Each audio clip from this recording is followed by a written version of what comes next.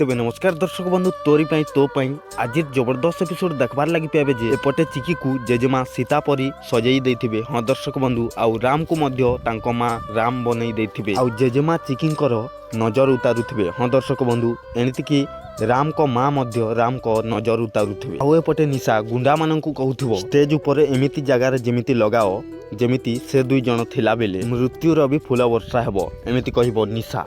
हाँ दर्शक बंधु आउ से गुंडा माने निशा को कहिबे आज्ञा। आउ एपटे चिकिंग को घर रु नहीं कि आसुथिबे स्टेज पाखकू आउ निशा कहूथिबो तू तो खाली मते जाली देइथिलु जोति कि मु बंची की आसिली किंतु मु तते जाली देबी सीधा नाम निशान मिटाई देबी एमती कहिबो निशा। हाँ दर्शक बंधु आउ एपटे राम आउ चिकी स्टेज ऊपर थिबे आउ एपटे राम चिकी मथारे सिंदूर दौथिबे। हाँ दर्शक बंधु सेतिकी समय से गुंडा माने से स्टेज ऊपर कौनटे लगई देथिबे तो निशा देखिकी बहुत खुशी होउथिबो। हाँ दर्शक बंधु तेबे दर्शक बंधु निशार ए चक्रांतरे कोन राम चिकी फसी जिबे ना बंची जिबे आपण माने कमेंट माध्यम रे जणांतु।